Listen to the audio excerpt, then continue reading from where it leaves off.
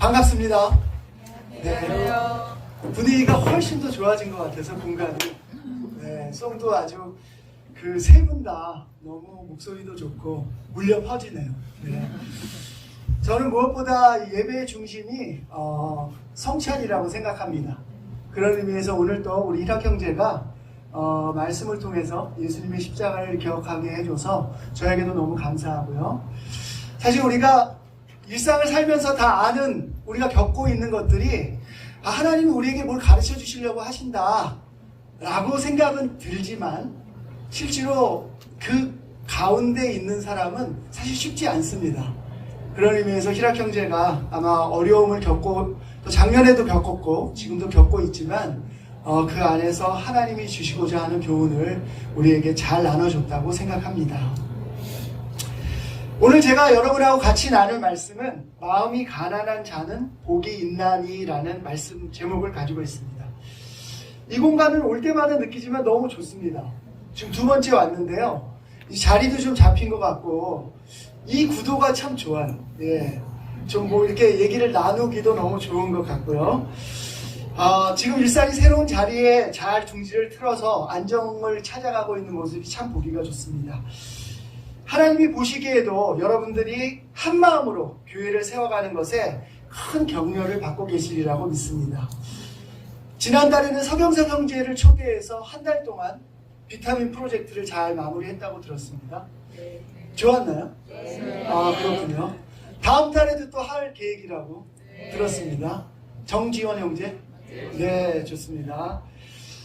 예, 그렇게 하면서 우리가 하나가 되고 서로의 삶을 나누면서 서로 도울 수 있는 부분이 많이 있을 거라고 생각합니다. 잠실 그룹이 도울 일이 있으면 언제든지 얘기해 주십시오.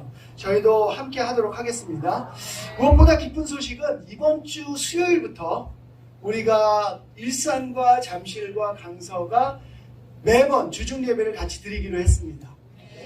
가능하신 분들은 강서 센터로 오셔가지고 저희가 잠실에서는 요즘 오프라인으로 모이는 예배를 좀 이렇게 이야기를 하고 있는데요. 오셔서 같이 예배를 드려도 너무 좋을 것 같습니다. 우리가 함께 서로 힘을 합할 때 하나님이 훨씬 더 기뻐하실 거고요. 그 하나된 마음 속에 하나님이 복을 완전히 쏟아 부어 주실 것이라고 믿습니다. 기대하기는 앞으로 하반기에 저희가 예배뿐만 아니라 다른 활동들도 일산과 잠실, 강서가 할 수 있으면 어떨까 하는 생각이 듭니다. 요즘 EHS 세미나 잘 참여하고 계시죠? 네, 일산에서도 많이 참여하는 것으로 저는 알고 있는데요. 마지막 시간을 앞두고 있습니다. 마지막까지 들어오셔가지고 정말 우리 마음을, 각자의 마음을 들여다볼 수 있는 시간이 있으면 좋겠습니다. 사실 오늘 말씀은 제가 EHS 세미나를 진행하면서 제 마음에 들었던 생각입니다. 내가 지금 어떤 마음을 가지고 있지? 라는 것을 세미나를 통해서 많이 보고 있었는데요. 그때 떠오르는 말씀이 마태복음 5장에 있는 산상수훈 말씀이었습니다. 예수님이 이야기하시는 8가지 복을 기억하시나요?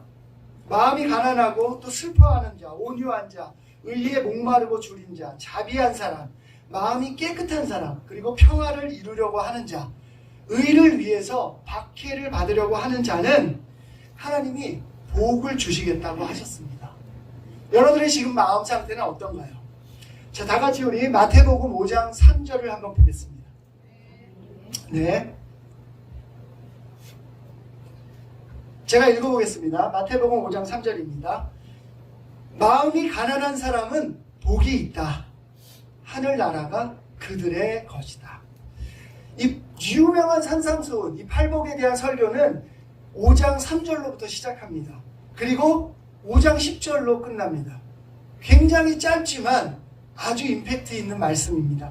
5장 10절에서는 이렇게 얘기를 하고 계세요. 의를 위하여 박해를 받는 사람은 복이 있다. 하늘나라가 그의 것이다. 라고 팔복을 마무리하십니다. 하늘나라가 그들의 것이다 라는 말씀이 처음과 끝인 것을 보면 그 의미가 가지고 있는 것이 얼마나 큰가라는 것을 좀 아실 수 있을 겁니다.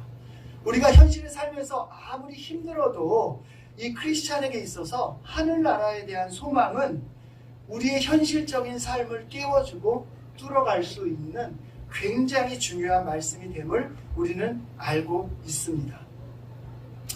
여러분 지금 마음이 좀 가난하세요? 네. 가난하세요? 그렇다면 마음이 가난하다는 건 어떤 상태인가요? 뭘 예. 해야 될지 모르겠어요. 어떻게 다시? 뭘 해야 될지 뭘 해야 될지 모른다. 가난하네요. 예, 제가 말씀하고 설교할 때는 중간에 얘기하셔도 괜찮아요. 거기다 이 구도가 너무 그런 구도라서 예, 우리가 주고받듯이 얘기하는 것도 너무 좋을 것 같습니다. 예전에 한국에 나온 굉장히 유명한 야구 선수가 있습니다. 메이저리그 1호로 진출했던 선수인데요. 이분이 결혼을 했는데 그 상대가 일본에서 성공한 제일교포 2세의 딸이었다고 합니다. 들어보신 적이 있을 거예요. 근데 하루는 이 장인어른이 그 선수와 이야기를 나누다가 이렇게 얘기를 했다 그래요. 연봉을 얼마나 받나? 라고 물어봤다고 합니다. 그랬더니 그 당시에 이 사위의 연봉이 수백억 대를 받고 있었는데 그 다음날 연봉 얘기를 듣고 이 장인이 자기 와이프하고 그 장모님하고 딸한테 그렇게 얘기를 했다고 합니다. 사위가 저렇게 작은 돈을 받으면서 고생하고 있는데 차라리 우리 회사에 들어와서 일을 하는 게 좀 낫지 않을까? 아시다시피 수백억의 연봉을 받고 있던 사람이었습니다. 정확하게 확인된 사실은 아닌데요. 제가 들었던 얘기입니다. 이처럼 세상에서 이 가난이라고 하는 것은요, 굉장히 상대적인 좀 개념을 가지고 있어요. 그렇죠? 상대적입니다. 예. 그런데 이 본문에서 이야기하고 있는 마음이 가난한 사람이라는 것은 과연 어떤 사람일까요? 과연 절대적인 가난은 또 어떤 의미를 가지고 있을까요? 분명히 본문의 말씀은 영적인 가난을 의미하고 있습니다. 마음이 가난한 사람은 하늘나라를 본다고 얘기를 하셨어요. 다음 슬라이드요. 누가복음 19장 9절에서 14절을 한번 보겠습니다. 아멘. 누가복음 19장 9절에서 14절입니다. 스스로 의롭다고 확신하고 남을 멸시하는 몇몇 사람에게 예수께서는 이 비유를 말씀하셨다. 두 사람이 기도하러 성전에 올라갔다. 한 사람은 바리새파 사람이고 다른 한 사람은 세리였다. 바리새파 사람은 서서 혼잣말로 이렇게 기도하였다. 하나님, 감사합니다. 나는 남의 것을 빼앗은 자나 불의한 자나 가늠한 자와 같은 다른 사람들과 같지 않으며 더구나 이 옆에 있는 이 세리와는 같지 않습니다. 나는 일회에 2번씩 금식하고 내 모든 소득의 11조를 바칩니다. 그런데 세리는 멀찍이 서서 하늘을 우러러볼 엄두도 못 내고 가슴을 치며 하나님, 이 죄인에게 자비를 베풀어 주십시오 하고 말하였다. 내가 너희에게 말한다. 의롭다는 인정을 받고서 자기 집으로 내려간 사람은 저 바리새파 사람이 아니라 이 세리다. 누구든지 자기를 높이는 사람은 낮아지고 자기를 낮추는 사람은 높아질 것이다. 저는 성경에서 마음이 가난한 사람이 누구일까라는 생각을 하면서 이 말씀을 떠올리게 됐습니다. 본문은 바리새인과 세리를 비교하고 있습니다. 이 바리새인은 자기의 삶에서 종교적으로 너무나 열심히 월등하게 행동을 했던 사람입니다. 근데 이 세리는요, 그 당시에 자기의 민족을 쥐어짜서 로마에게 세금을 더 바치고 중간에서 착취하는 일을 하고 있던 사람이었어요. 그는 이렇게 얘기합니다. 저는 자격이 없어요. 저는 아무것도 자격이 없기 때문에 오직 주님의 자비만이 필요합니다. 근데 우린 잘 알고 있습니다. 바리새인은요, 종교적으로 누구보다 신실한 것처럼 보였지만 그는 그 안에 회칠한 무도함과 같은 이중적인 삶을 살고 있다는 걸 잘 알고 있습니다. 두 사람 중에 누가 마음이 가난한 사람일까요? 누가 과연 이 팔복에서 얘기하는 마음이 가난한 사람일까요? 너무 쉬운 질문을 해서 죄송합니다. 근데 사실 여러분이 하는 대답과 관계없이 여러분의 삶에서 또 저의 삶에서 우리는 굉장히 많은 경우에 이 바리새인처럼 행동을 하고 생각을 합니다. 우리는 마치 세상에서 생각하는 것처럼 영적인 것도 상대적인 개념을 가지고 생각하는 경우가 너무나 많이 있습니다. 나는 그래도 저 사람보단 좀 나으니까 나는 괜찮을 거야. 나는 교회에 주중 예배까지 오잖아. 난 헌금도 하고 예배를 빠진 적이 없는데 저 형제 자매 지금 저기서 좀 스트러글을 하고 있는데 나는 저보다는 좀 낫지 않을까? 크리스천의 삶이 길면 길어질수록 우리는 어떻게 행동해야 되는지를 알기 때문에 겉모양을 잘 꾸밀 수 있습니다. 그런데 그 속 마음 속에서는 마치 바리새인처럼 회칠한 무덤처럼 살아가는 저의 모습을 제가 때때로 또 아주 자주 경험하게 됩니다. 영적인 교만이 제 마음에서 자라나는 것을 느낍니다. 그런 마음은 하나님으로부터 복을 받을 수 없습니다. 심령이 가난한 자의 마음이 아니기 때문에 그렇습니다. 마태복음 5장 3절에서 얘기하는 마음의 가난은 상대적인 개념이 아닙니다. 말 그대로 절대적인 빈곤의 상태를 의미하고 있습니다. 위 말씀에서 나오는 것처럼 세리는 영적인 상태에 대한 절대적인 빈곤을 깨닫지 못했고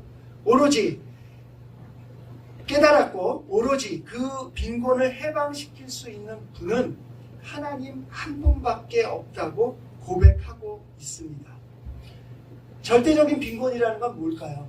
말 그대로 쌀 한 톨이 없어가지고 제가 배고파지는 겁니다. 그럴 때 어떻게 됩니까? 우리는 살기 위해 간절해집니다. 체면이고 뭐고 다 없어집니다. 영적으로 가난하다는 것은 바로 우리의 영혼을 채울 양식을 주실 하나님 앞에 납작 엎드려서 우리의 빈곤을 고백하고 하나님의 자비만을 구하는 모습이 될 겁니다. 여러분 지금 영적으로 정말 절대적인 빈곤 상태에 있습니까?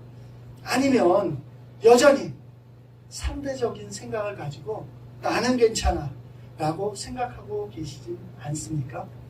다음 슬라이드요. 제가 한번 오늘부터 이 예배에 끝난 후에 20분 정도의 반응의 시간을 그룹별로 갖는다고 해서 제가 한번 임의로 제가 만들어 봤습니다. 여러분의 심령이 가난한지 아닌지를 한번 요걸 통해서 간단하게 생각해 보십시오. 내 힘으로는 아무것도 할 수 없다라고 느낀 적이 있으세요?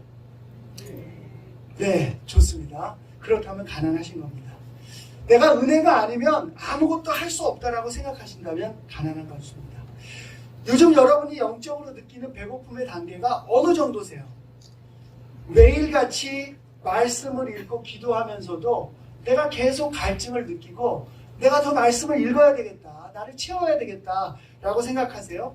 아니면 주일 예배, 주중 예배, 형제 몇 명과 통화하는 그 시간으로 충분히 난 배부른데 라고 생각하지는 않으십니까? 여러분 삶에서 어떤 자랑을 하고 계세요? 아이의 성적? 네, 여러분의 승진? 네. 아니면 여전히 우리가 처음 세례 받았던 것처럼 예수님의 십자가가 내 삶에 너무 큰 자랑이다 라고 생각하고 계십니까? 여러분 삶에서 요즘 눈물 좀 많이 흘리세요? 한국 드라마는 어떻게 그렇게 잘 만듭니까? 네. 그 스토리가 어떻게 그렇게 잘 만들어요? 근데 드라마 때문이 아니라 진짜 예수님을 생각하면서 눈물을 흘리고 계신 적이 있습니까? 여러분은 요즘 주님이 나를 부르면 내가 뭐든지 가서 뛰어가서 해보겠습니다 라고 생각하세요? 아니면 일단 제가 하는 것부터 좀 챙기고 갈게요. 오늘 예배가 끝나고 반응하는 시간에 여러분들 모여서 이걸 좀 함께 나누는 시간을 가지면 어떨까 하는 생각입니다. 네, 서로의 이야기를 들으면서 내가 마음을 바꿀 부분이 있다면 바꾸는 시간이 있었으면 좋겠습니다. 여러분 모두가 지금 현재 있는 자리에서 최선을 다해서 믿음을 지킨다고 생각하고 있습니다. 사실 그럼에도 불구하고 오늘 우리가 이 마태복음 5장 3절을 보면 아직도 우리는 가야 할 길이 너무너무나 많이 남아 있습니다. 그렇기 때문에 이걸 통해서 우리의 마음이 어디에 있는지를 한번 보시고 누구와 비교하지 말고 내가 가야 할 길, 내가 신앙적으로 가야 할 길을 가기를 기대합니다. 오늘 제가 여러분에게 첫 번째 주고 싶은 포인트는요. 첫 번째는 내 힘으로는 아무것도 할 수 없음을 깨닫는 사람이 됩시다입니다. 아멘. 5장 3절에서는 말씀드린 대로 우리 영이 아무것도 할 수 없는 가난의 상태를 의미하고 있습니다. 어떤 것을 해봐도 채워지지 않는 마음을 자각하는 겁니다. 이렇게 사는 것이 아닌 것 같은데 하면서 대안을 찾을 수 없었던 답답한 마음, 끊임없이 우리를 무너뜨렸던 죄책감, 그 가운데 무기력한 우리의 모습이 바로 절대적인 영적인 빈곤의 상태입니다. 저는 92년도에 대학교를 졸업했습니다. 벌써 그렇게 됐네요. 지금 몇 년 전, 이게 뭐 아버님이 계시지만 저도 이걸 생각하면 그렇게 보이지는 않죠. 감사합니다. 네, 사회생활을 막 시작하는데 저를 굉장히 짓누르고 있던 죄책감이 있었습니다.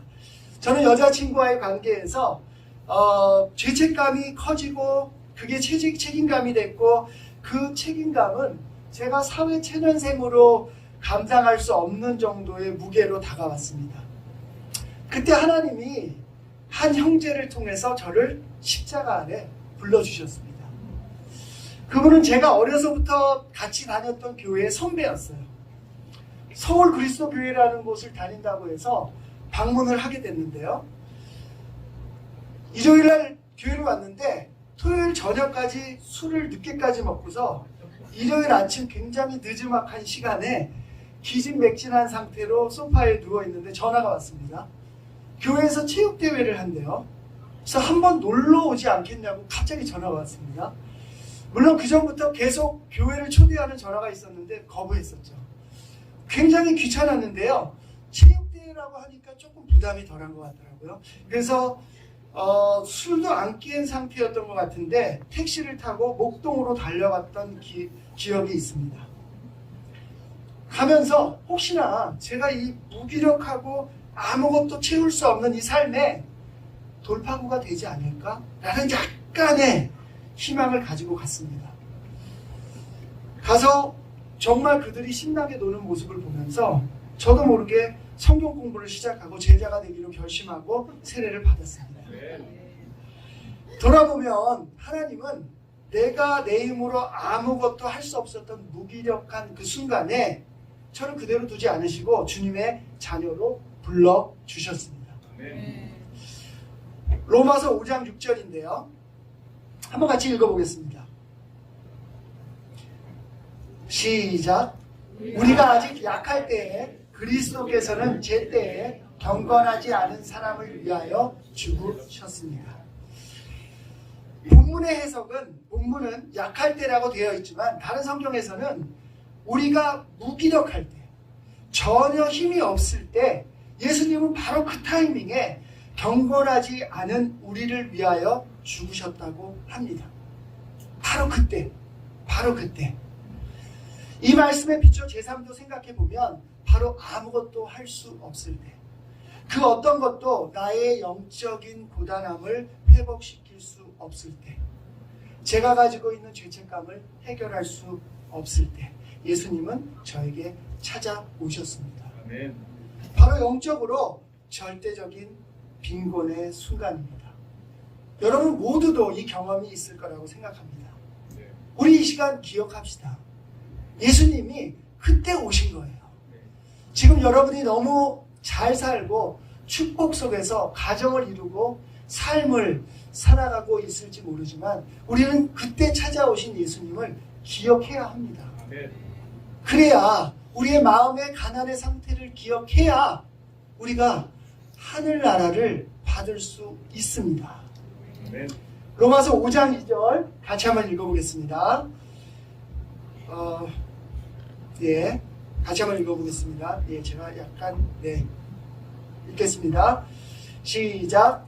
우리는 또한 그리스도로 말미암아 지금 서 있는 이 은혜의 자리에 나오게 되었으며 하나님의 영광에 이르게 될 소망을 품고 자랑을 합니다. 아멘. 우리의 힘으로 아무것도 할 수 없을 때 예수님이 은혜를 불러주셨어요. 근데 만약에 그 은혜를 잊고 지금 여러분이 세상적인 많은 생각들로, 사상들로, 철학들로 여러분의 그 빈곤함을 채우려고 한다면 실패입니다. 지금 우리가 누리는 안정감과 영적인 풍요는 오로지 예수님을 통해서만 채워질 수 있어요.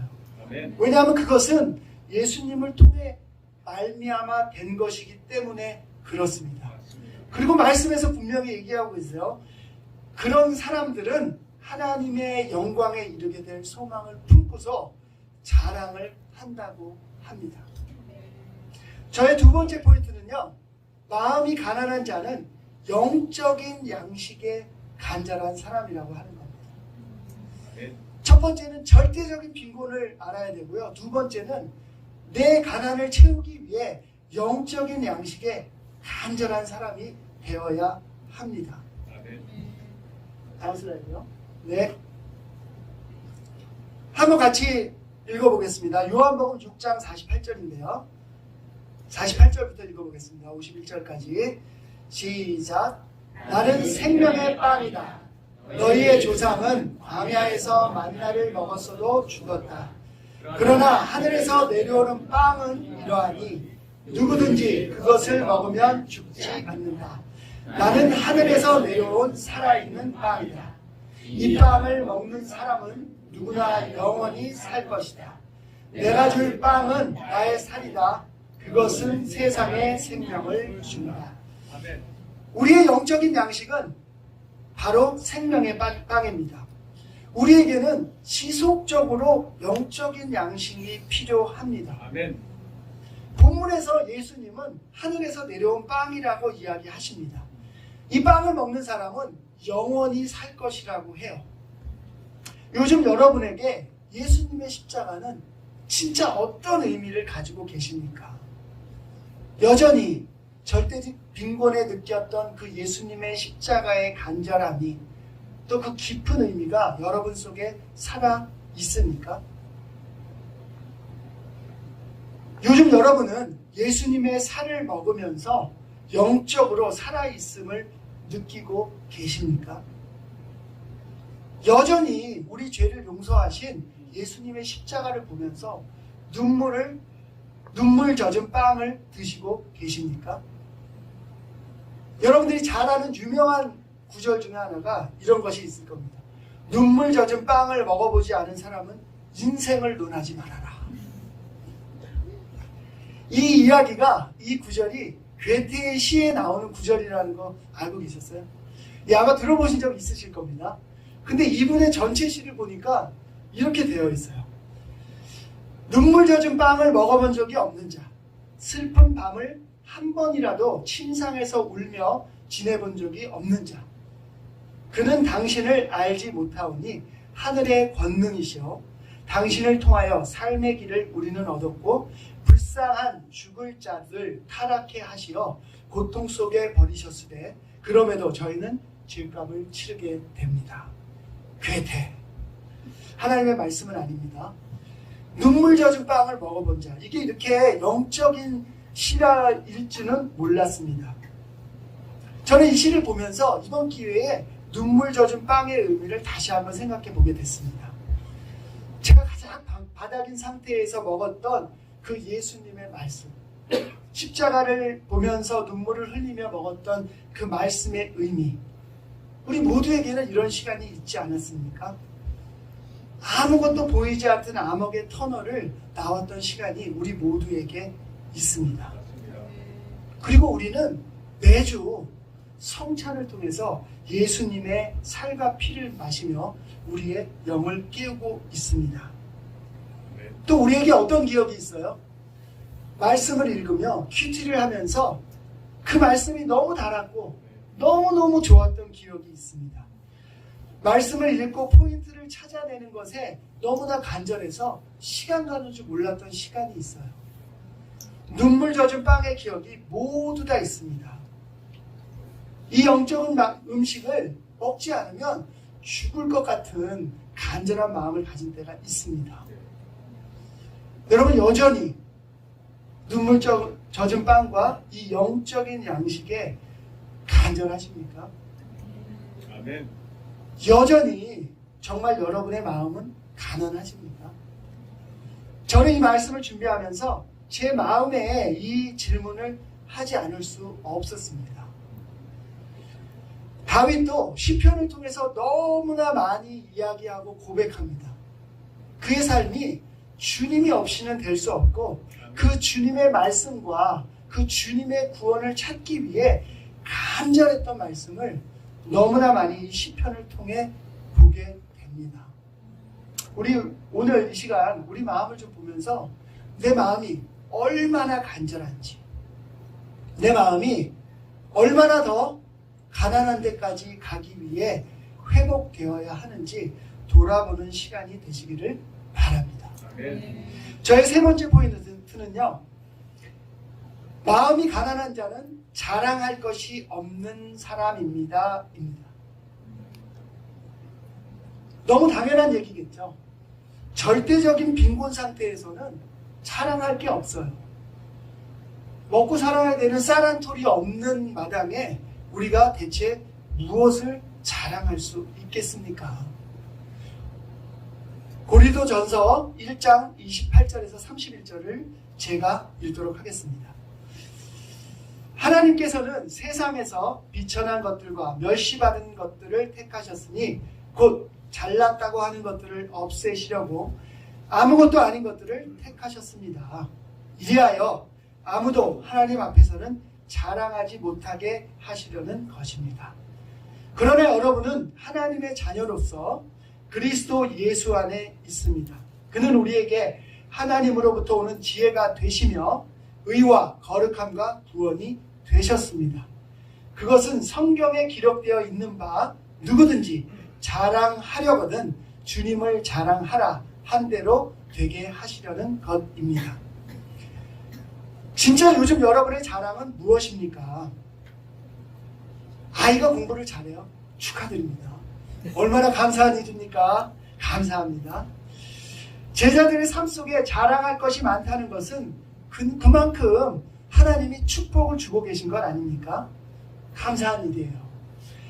여러분에 대해 자신에 대해서 자랑할 것이 무엇입니까? 월급이 좀 오르셨어요? 축하드립니다. 축하드립니다. 어려운 시기에 월급이 올랐다면 자랑할 만하죠. 그렇다면 교회 헌금도 늘어날 거고요. 자랑할 일입니다.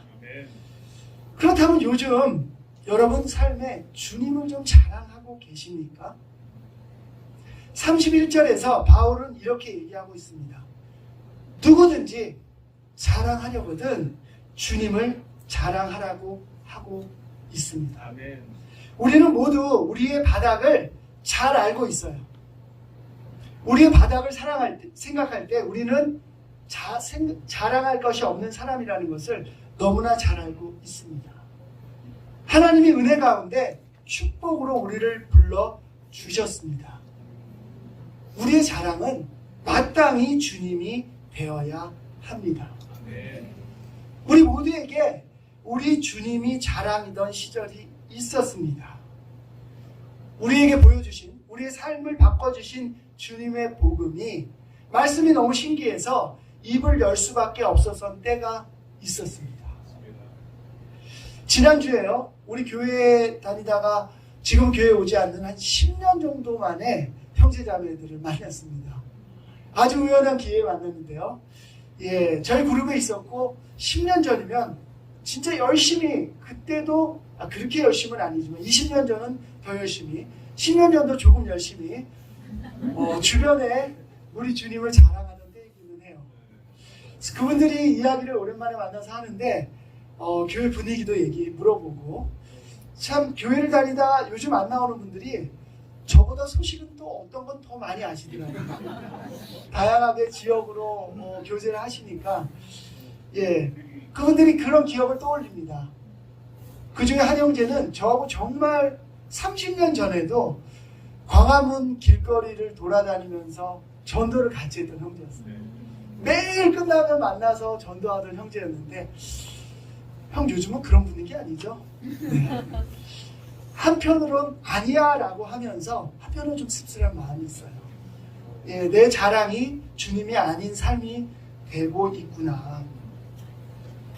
그분의 명령대로 한 명이라도 더 그분을 만나게 하기 위해서 예수님을 자랑하던 시절, 그 자리에 어느새 우리의 세상적인 자랑이 차지하고 있다면 우리는 다시 돌아봐야 될 겁니다.